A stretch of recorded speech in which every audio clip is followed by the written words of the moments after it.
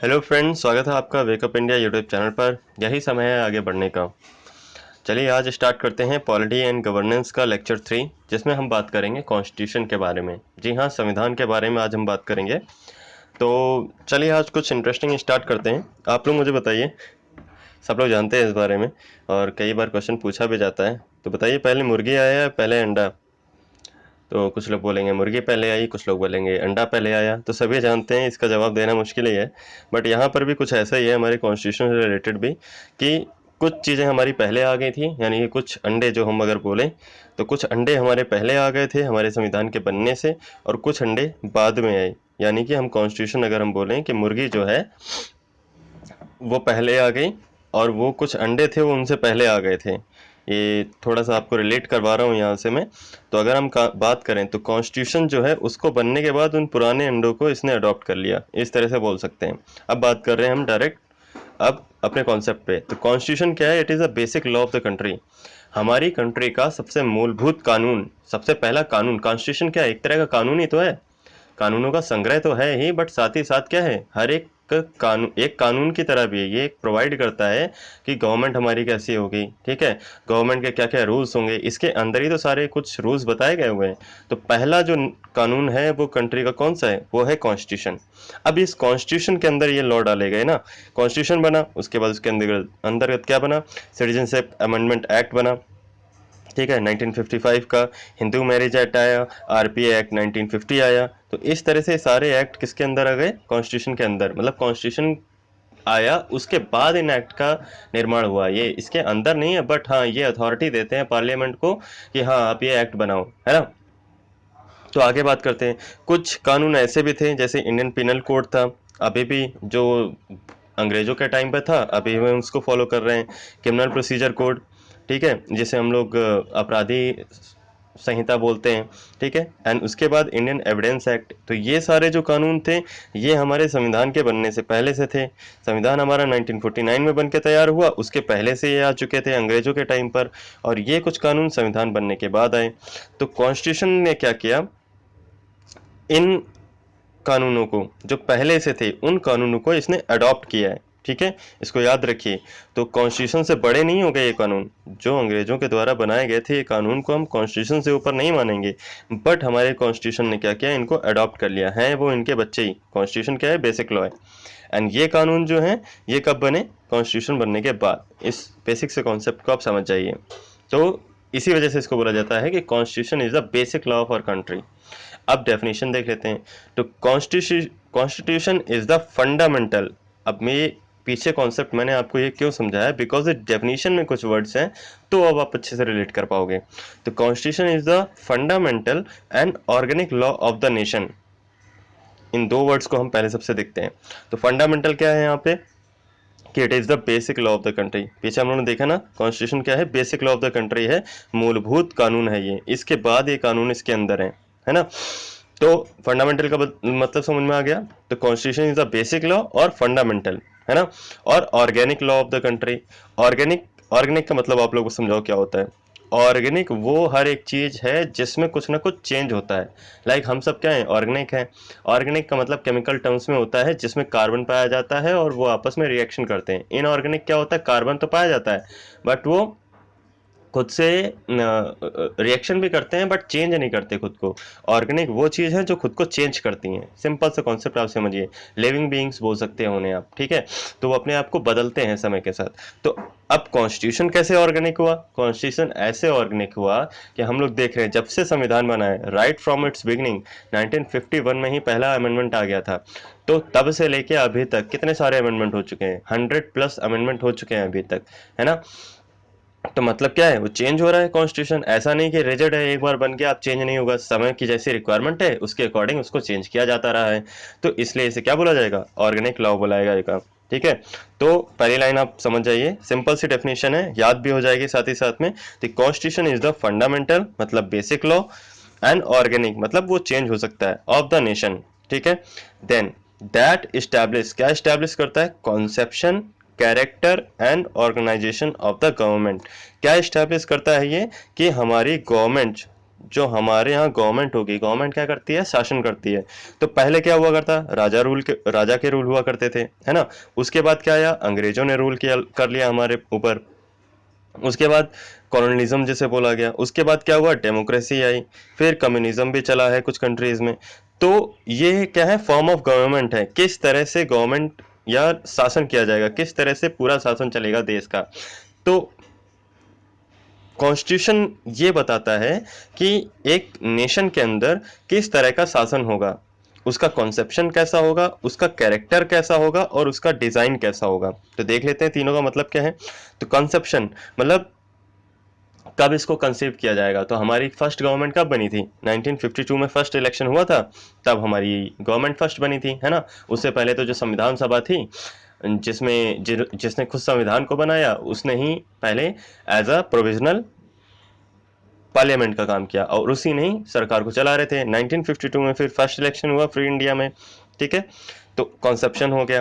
Character मतलब कैसी government होगी, पूरा देश कैसा होगा, पूरा देश का नेचर क्या होगा, ये कॉन्स्टिट्यूशन बताता है आपको। कि डेमोक्रेटिक होगा मतलब गणराज्य होगा, मतलब लोगों द्वारा चुना गया होगा, या सेक्युलर होगा, धर्मनिरपेक्ष, हर धर्म को समान सादर और सम्मान दिया जाएगा। सोशल होगा, लोगों के सामाजिक कार्य के लिए काम करेगा, लोगों के वेलफेयर के लिए काम करेगा। रिपब्लिक, रिपब्लिक मतलब जैसे पहले क्या होता था, राजा अपने आप बन जाता था, राजा का बच्चा ही राजा बनेगा। बट रिपब्लिक का मतलब क्या होगा, गणतंत्र है एक तरह से। यहाँ पे जो राष्ट्रपति है वो चुना जाता है, ऐसा नहीं है कि राष्ट्रपति का बच्चा ही राष्ट्रपति बनेगा। बट इंग्लैंड में अभी भी ऐसा ही है, वहाँ का जो किंग है वो अभी भी प्रिंस जो है वो वही बनते हैं जो पहले से हेरिडेटरी होते हैं, उनके बच्चे ही बनते हैं उत्तरदायी। एंड सॉवरेन, सॉवरेन मतलब हमसे ऊपर कोई नहीं, मतलब हमारे जो डिसीजंस होंगे हम खुद लेंगे। तो इस तरह के कैरेक्टर हैं हमारे नेशन के, हमारी कंट्री के। तो वो किसके अंदर है, कॉन्स्टिट्यूशन ही ये डिस्क्राइब करता है। एंड इनफैक्ट हमारी ही कंट्री नहीं, किसी भी देश का संविधान ऐसे ही बताता है, डिस्क्राइब करता है, ठीक है। एंड ऑर्गेनाइजेशन, ऑर्गेनाइजेशन क्या होगा, पार्लियामेंट्री फॉर्म ऑफ गवर्नमेंट होगी हमारी। हमारी गवर्नमेंट जो गवर्नमेंट है, अब गवर्नमेंट के तीनों कैरेक्टर हो गए कि कॉन्सेप्शन कैसा होगा, कैरेक्टर कैसा होगा एंड ऑर्गेनाइजेशन कैसा होगा, डिजाइन कैसा होगा उसका।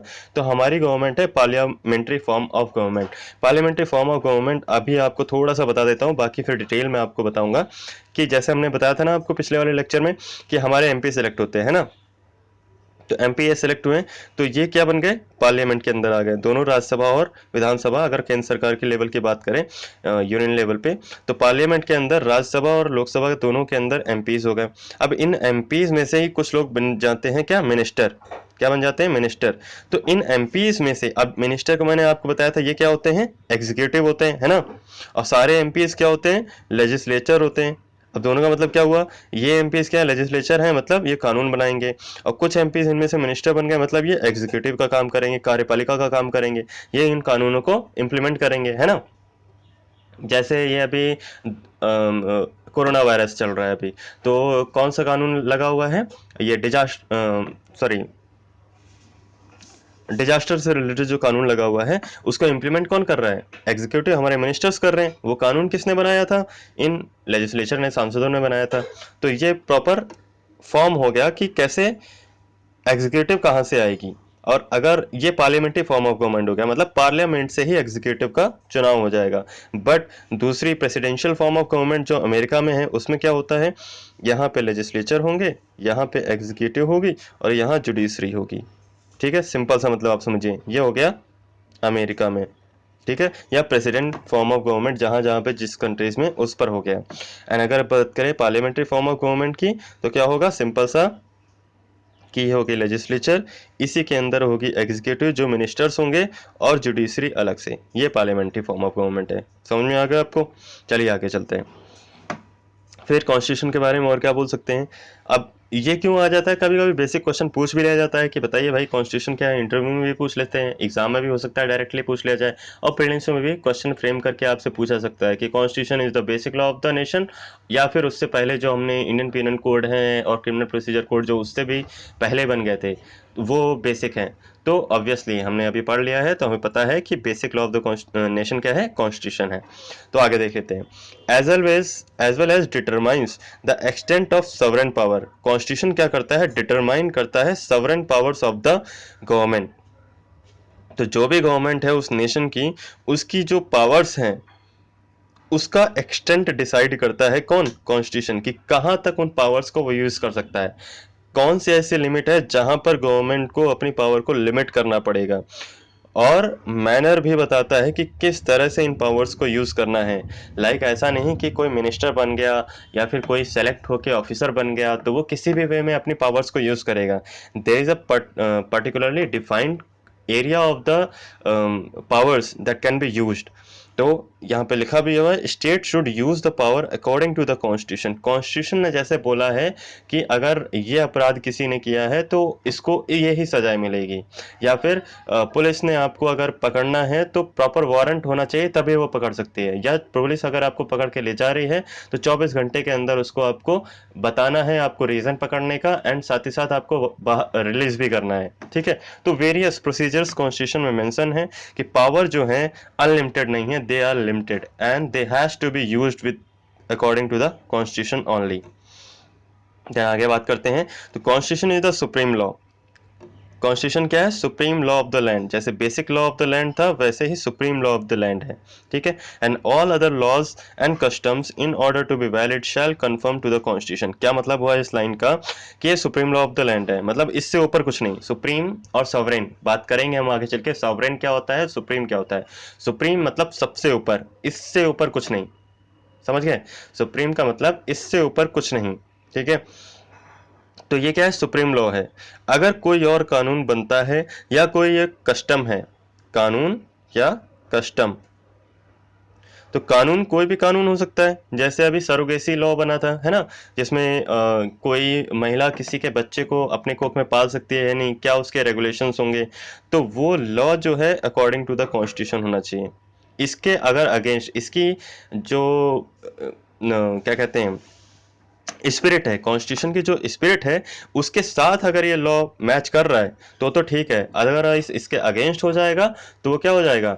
नन एल वॉइड डिक्लेयर कर दिया जाएगा सुप्रीम कोर्ट के द्वारा भी। ठीक है, उसके अंदर ये पावर है, वो हम आगे डिस्कस करेंगे कैसे जुडिशियल रिव्यू के थ्रू किसी भी कानून को सुप्रीम कोर्ट एनालाइज करके कि अगर वो कॉन्स्टिट्यूशन स्पिरिट के साथ में नहीं है तो उसको नल एंड वॉइड करार दे सकती है।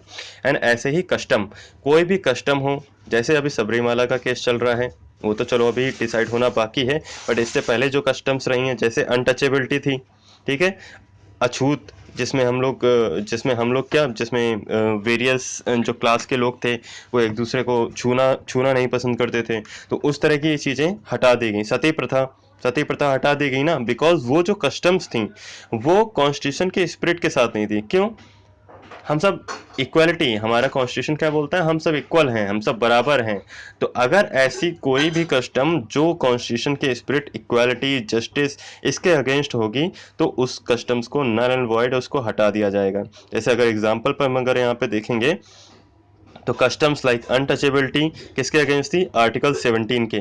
आर्टिकल 17 हम आगे चल के देखेंगे कि क्या है वो। ठीक है, उसके अगेंस्ट थी, इसलिए अनटचेबिलिटी हटाई गई। सती हटाया गया। खाप पंचायत, हरियाणा और इधर की जो कुछ पंचायत हैं वहाँ पे खाप पंचायत का जिक्र किया जाता है, तो वो लोग जैसे लव मैरिज हो गया या और भी कुछ डिसीजंस हो गए अपने लेवल पे ही ले लेते हैं, एंड कभी कभी वो अगेंस्ट भी हो जाते हैं, बिकॉज हमारा संविधान ऐसा नहीं बोलता कि आप लव मैरिज नहीं कर सकते या अदर चीज थिंग्स भी। तो उनका जो रेजोल्यूशन होना चाहिए वो होना चाहिए कोर्ट्स में, बट खाम पंचायत कुछ ऐसे डिसीजंस ले लेते हैं जो कॉन्स्टिट्यूशन के स्पिरिट के अगेंस्ट हैं, तो वहाँ पे उसको नल एंड वॉइड करार दे दिया जाएगा। डाउरी को रोक दिया गया ना, अब दहेज प्रथा, दहेज नहीं लगा सकते, दहेज प्रथा नहीं चला सकते, तो डाउरी भी जैसे जो एक कस्टम थी वो हटा दी गई। और कोई भी law that should be in the spirit of the constitution, यही मैंने आपको बताया कि any custom and law that should be in the spirit of the constitution. Constitution only talks about कि सारे के सारे जितने भी कंट्री में लोग रहते हैं they are all equal, they should be treated equal. ठीक है, and nothing should be like कि उनके साथ कोई डिस्क्रिमिनेशन किया जाए। And any custom in confrontation with constitution will be declare unvalid और इलेजिटिमेट। तो कोई भी कस्टम अगर कॉन्स्टिट्यूशन के अगेंस्ट जा रही है तो उसको अनवैलिड या इलेजिटिमेट करार दे दिया जाता है। ठीक है, आगे देख लेते हैं। तो हमने 3 डेफिनेशन यहाँ पे देख ली। डेफिनेशन क्या है, एक तरह से उसके बारे में डिटेल्स देख ली। पहली डेफिनेशन की fundamental organic conception, character and organisation of the government. The second thing क्या देखी कि ये सॉवरेन पावर डिसाइड करती है किसका, गवर्नमेंट का। थर्ड थिंग हमने क्या देखी यहाँ पे कि supreme law of the land है, कोई भी कस्टम या लॉ उसके अकॉर्डिंग होना चाहिए। ठीक है, अगली चीज देखते हैं कि constitution has got a special legal sanctity. ये सैंक्टिटी क्या है, सैंक्टिटी मीन्स होता है होली और सैक्रेड, कोई चीज पवित्र होना। ठीक है, लाइक वेदास, वेदा जो होते हैं वो क्या माने जाते हैं, पवित्र माने जाते हैं। उनको किसने लिखा है, माना जाता है कि उनको खुद भगवान ने लिखा है। भगवान क्या है, ओमनीपोटेंट है, सर्वशक्तिमान है।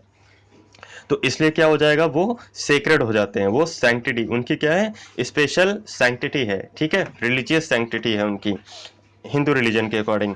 एंड यहाँ पर कॉन्स्टिट्यूशन क्या है, स्पेशल लीगल सैंक्टिटी है। लीगल मतलब कानूनी पवित्रता है इसके अंदर। ठीक है, तो क्यों है ऐसा, बिकॉज अब कोई चीज पवित्र कब मानी जाती है, जब उसको खुद ओमनीपोटेंट सर्वशक्तिमान ने लिखा हो। तो इसलिए माना जाता है because it derived is power and authority. इन दोनों वर्ड्स पे याद ध्यान दीजिएगा कि अपनी पावर एंड अथॉरिटी कहाँ से डिराइव करता है कॉन्स्टिट्यूशन, पीपल से। जो जनता है, जो कंट्री में लोग रह रहे हैं, उन्हीं से ये अपनी पावर एंड अथॉरिटी डिराइव करता है कॉन्स्टिट्यूशन। अगर जनता ही नहीं होगी तो किस बात का कॉन्स्टिट्यूशन है ना। तो क्यों ऐसा ऐसा क्यों बोल दिया गया है, क्योंकि हम सभी जानते हैं कि कॉन्स्टिट्यूशन किसने बताया है, पीपल ओनली। हमारे द्वारा ही रिप्रेजेंटेटिव वहाँ पे चुन के भेजे गए थे ना। लाइक जिन्होंने भी संविधान बनाया, भीमराव अंबेडकर से लेके पूरी कॉन्स्टिट्यूशन असेंबली ने उसको डिस्कस किया, सब कुछ किया, तो वो किसकी बात रख रहे थे, जनता की ही बात वहाँ पे रख रहे थे।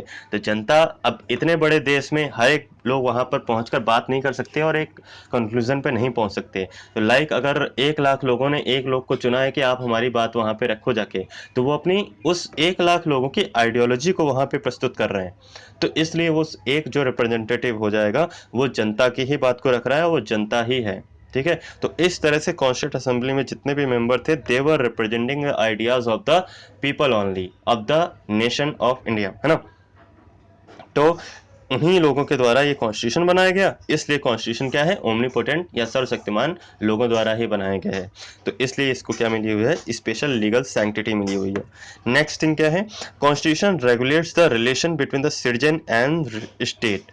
कॉन्स्टिट्यूशन क्या करता है, सिटीजन और स्टेट के बीच में रिलेशन को रेगुलेट करता है कि कितना कोई गवर्नमेंट, स्टेट क्या है, गवर्नमेंट है यहाँ पे, है ना। तो गवर्नमेंट कोई भी हो पावर में, तो वो कितने पावर को यूज कर सकती है सिटीजन के अगेंस्ट, क्या उनके बीच है कुछ चीज को वो, जैसे अब स्टेट ऐसा नहीं कि कुछ भी कर ले, लाइक किसी की भी जान फालतू में ले ले, ठीक है, या किसी को भी जेल बंद कर दे अपने मन से, ऐसा नहीं कर सकती। ऐसे कुछ अधिकार दिए गए हैं सिटीजन्स को कि इसके आगे स्टेट कोई एक्शन नहीं ले सकती।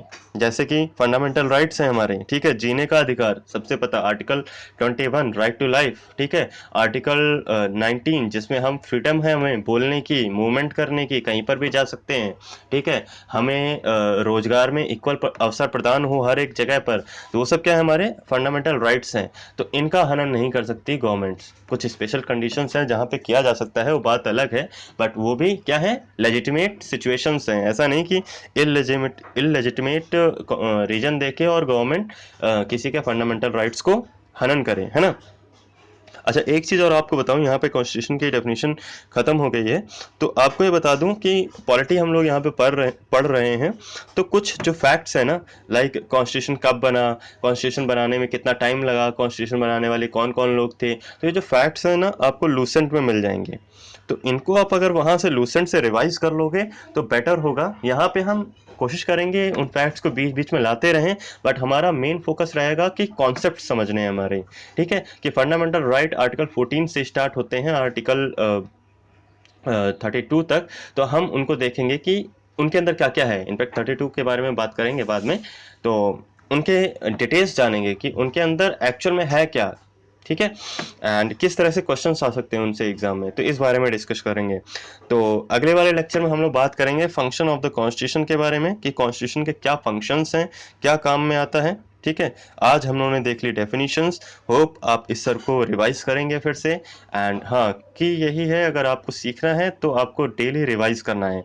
मैं एक एक टॉपिक डेली बना रहा हूँ, जिससे कि आपको कभी भी सर्च करने में प्रॉब्लम ना हो, आप डायरेक्टली कोई टॉपिक सर्च मारें और आपको प्लेलिस्ट में आपको वो पूरे अच्छे तरह से मिल जाएं। ठीक है, तो इसी के साथ चलिए आज का लेक्चर फिनिश कर लेते हैं। एंड मेरा हमेशा के लिए वही मैसेज आपके लिए, be positive, be aware, be safe and keep the environment green. Thank you so much. जय हिंद, जय भारत।